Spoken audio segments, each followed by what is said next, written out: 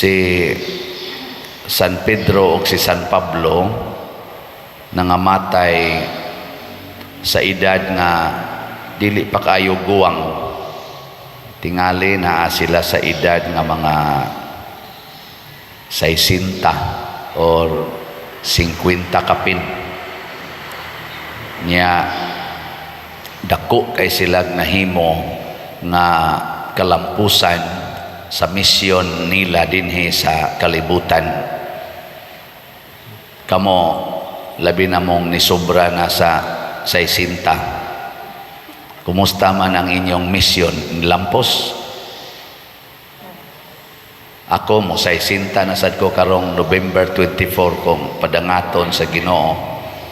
Ambot lampos baka ang akong misyon. Kita ra ba usahay gahimo-himo ra tag misyon nato. Mao na magkatawa ko nang uban ingon, Father, gibuhi pagyud sa Ginoo, gibuhi pagyud ko sa Ginoo kay naa pagitingali ko'y misyon. Nako ikaw no, kaduda day ka nga na day taong nabuhi sa kalibutan na way misyon, napagitingali ko'y misyon, Father.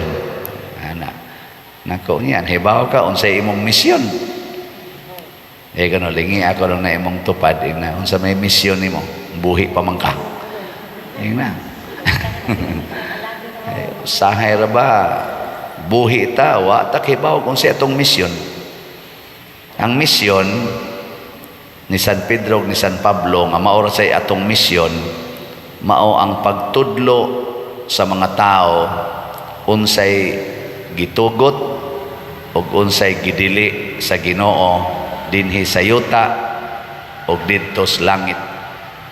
Mao na nga niingon ang atong pag-ampo nga gitudlo ni Kristo kanang amahan namo.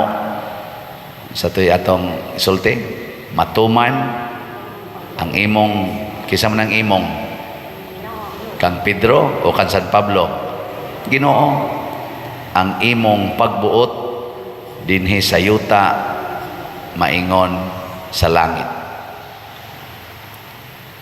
Unya unsa may mga pagbuot sa Ginoo ug unsa man say gidili sa Ginoo ug unsa may gitugot sa Ginoo.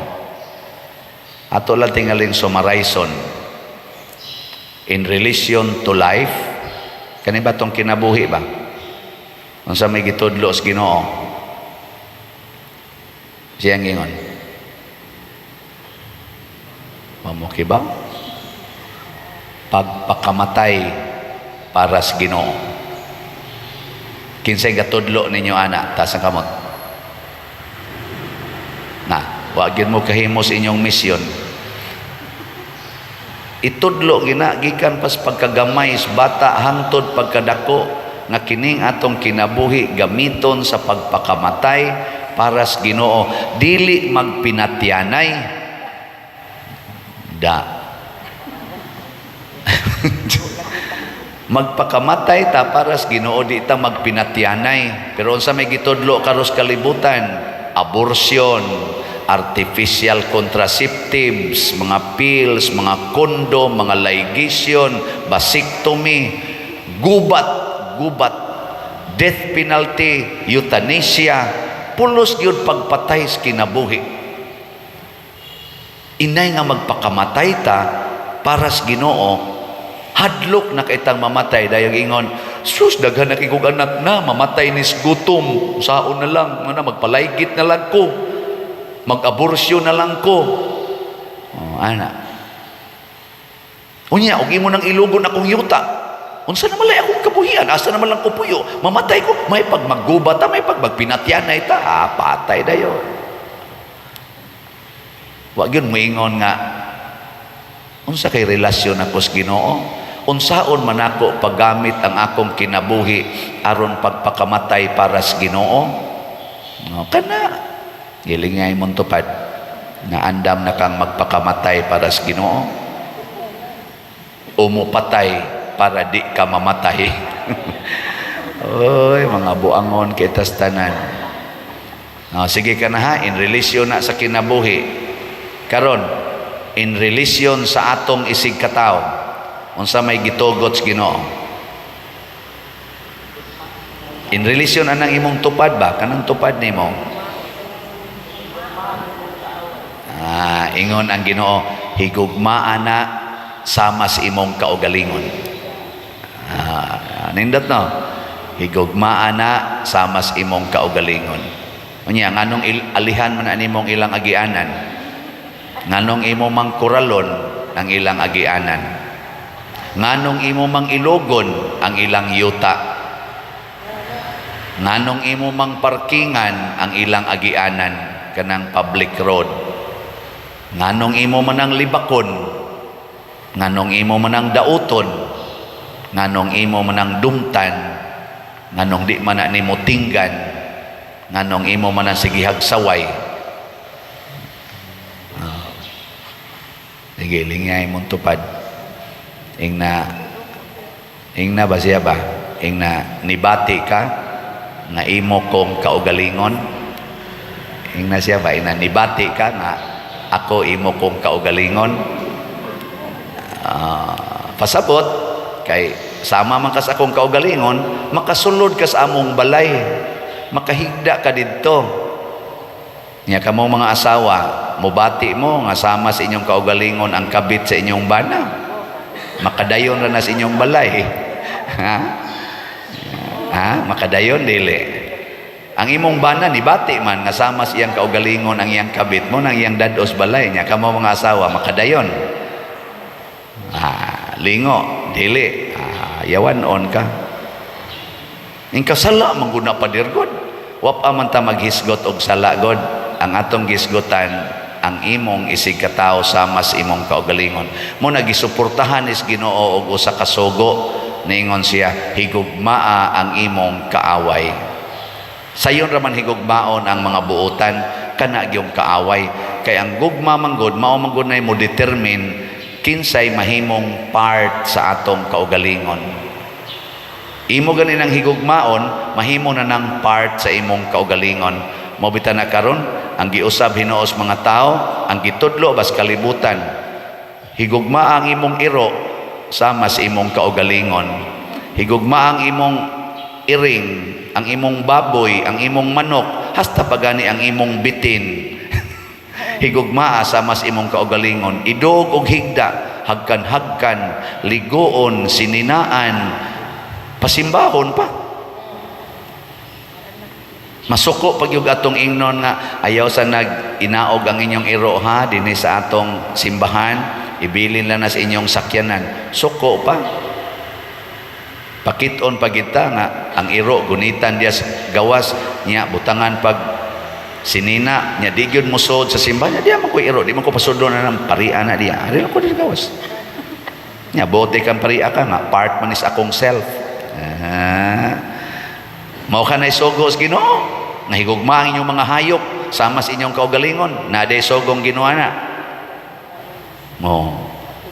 Ingkaw niya ka ng mga ato mga nang higugmaon pa der ang mga hayop, ang mga ecology wa masa kumingong ayaw higugmaa pero ayaw samahas imong kaugalingon nga usahay mulabaw pa ang imong paghigugma sa imong iro kaysa imong bana, kaysa imong asawa.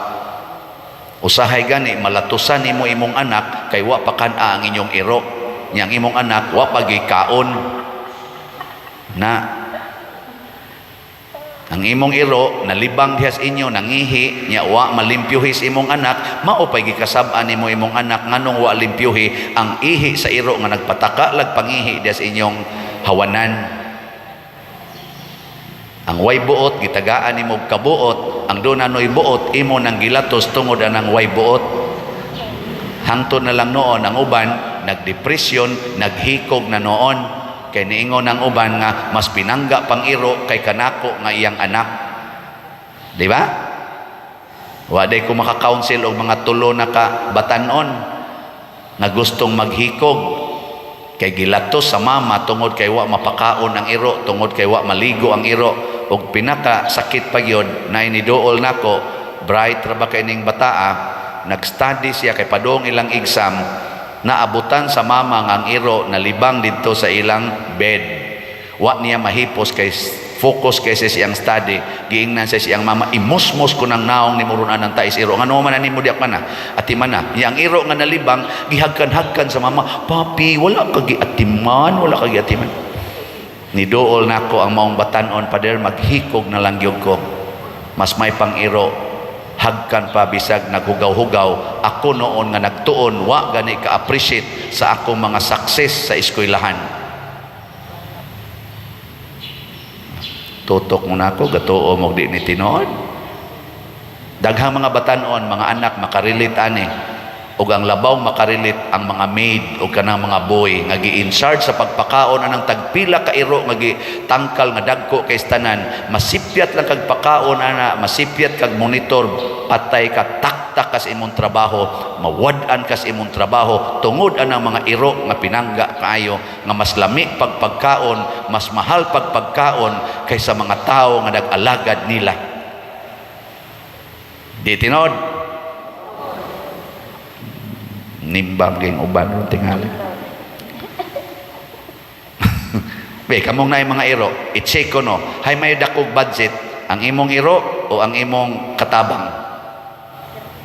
Sige, kanang imong pag-immunize ana, kanang imong mga gipakaon, kanang imong gipangligo, hay may mas dako o gasto. Ang imong iro, ang imong manok, ang imong, kung sa panadiha, iring, o ang imong silingan, nga mo'y nagsigig alagad ninyo. Oy, yaw-yaw pa. Minimum naman akong gihatag nimo. 450 adlaw, kadako na, minimum na. 8 hours nga trabaho. Pila may budget sa imong iro kada adlaw o sa imong manok. Tubag. Hay. Mao na ha, isangyaw tani kay mo ni gisangyaw nilang San Pedro ug ni San Pablo, love your neighbor as yourself. O gipamatud-an na ni San Pablo ug ni San Pedro nga giula ang ilang dugo. Yes, gimura sila giluwas sa Ginoo. Si San Pablo kadaghan na lunod, kadaghan gilatos, kadaghan gibato, gibuhi sa Ginoo. Si San Pedro gisod sa karsel, gilatigo, gipriso, suma sa atong kuan karon sa itong pagbasa na to, unang pagbasa, pero luwas siya nga matod pa sa atong tubag sa Salmo, sa itong tubag, ang Ginoo, ang anghel sa Ginoo magluwas kanila nga mahadlokon kaniya. Pero tinuod bang giluwas sila sa kamatayon? Wa. Si San Pedro gilansang sa krus, si San Pablo giputlas liog. Ngano man kay ilang gisangyaw ang paghigugmaay, ug wa sila masuko, wa sila maglagot sa nagpatay nila. Ilang gipakita nga kamao silang mohigugma sa mga kaaway. Mao tong patay gid sila. So mo na ha, in relation to others, in relation to the world, sa may gitudlo ni Kristo, in relation ba sa kalibutan, sa may ang gingon, conquer the world, buntuga ang kalibutan. Ngayon sao man nato pagbuntog, kinahanglan higugmao nato ang Ginoo labaw sa tanan dinhis kalibutan. Matod pa ni Kristo, biyai ginang tanan nya. Kung ato ning buhaton pasabot, di ta managana pagpaambit sa tanan aning kalibutana ngadto sa uban sumala sa gisugo sa Ginoo. Munang niingon ang Ginoo, ang inyong idili dinhis yuta, idili sa ditos langit. Musugod na kitag pangangkon unya daw na kita sa tanan, ato nang giangkon ang kalibutan o ang mga butang sa kalibutan, misupak na ta sa sugo sa Ginoo nga conquer the world. Sige, lingi ay mong tupad. Yung nanipalit na kag-slat. Okay, kanang pagpalit og slat, mo na'y pagtudlo nato sa pagpaambit aning mga butang sa kalibutan sumala sa gitudlo sa simbahan. Dili kay mo paambit lang ka sumala sa gitudlo sa imong pagbati o sa imong hunahuna nga tawhanon, kung dili unsay gitudlo sa simbahan. Tinangutanan ako, wadyo kay hunong anang pamaligyag slat pader para unsa manggina. Nako, para simbahan, tsaka dato na ng simbahan. Nako, lakaw dire. Ari dire, tanawag dato bang simbahan. Sa kadaghan ninyong kwarta, kamong mga pari, sus, daghan na kwarta, labi na ng mga obispo. Naku, ato ang obispo, ato ang pari, daghan bag kwarta, sige, malang sa kagyaw-yaw diha. Nga naman, nagi tinuod kwarta ang pari. Nawa. Nabitaw eh. Naay kwarta ang obispo. Ang simbahan. Pero sa may sogo sa Ginoo, aning tanang kwarta nga miso dinhi bunga sa inyong pagkamanggihatagon, gastuon ang tanan alang sa kaayuhan sa simbahan, sa mga tao o sa mga structures nga atong gipanghimo para sa kaayuhan sa mga tao, sa kalambuan sa ilang pagtuo o sa ilang kaluwasan. Kinahanglan magita mo create og structures. Muna karon gahimo tag kumbinto, naatay social hall naatay mitinganan, naasatay mga higdaanan, mga kinahanglan man ni sa tao, shelter, place to gather, na dili ta madisturbos uwan.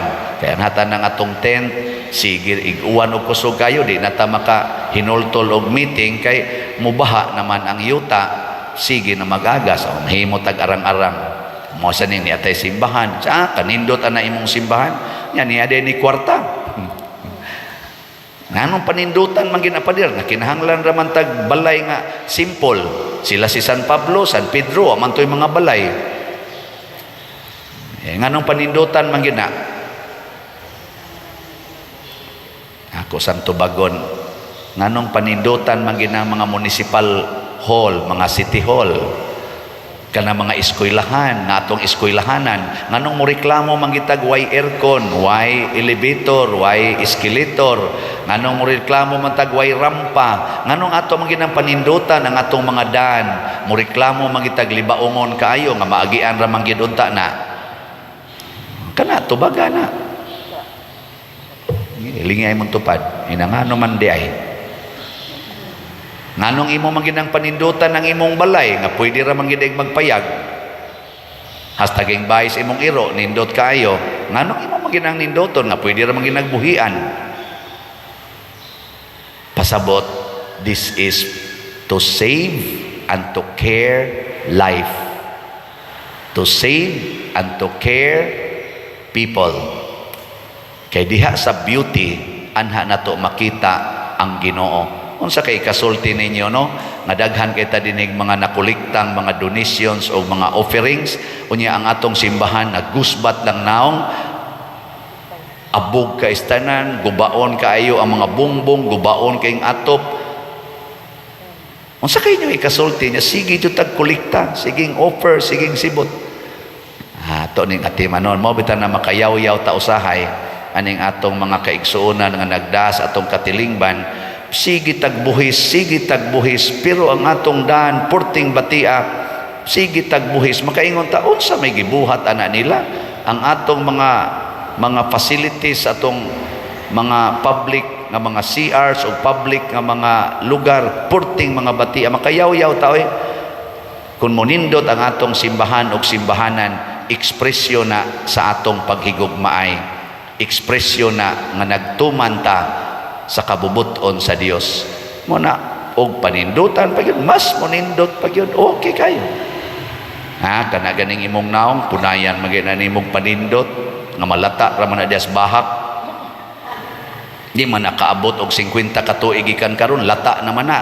Kani pa bang simbahan nga moabot pa ning tag 100 years, tag 200 years, una pa ni siya maggusbat, di nato panindutan. Nya pila ka tawo ang makapahimos ani, kana gani imong naong og asawa ka, imurang bana makapahimos, ug bana ka, imura sang asawa makapahimos anang imong naong.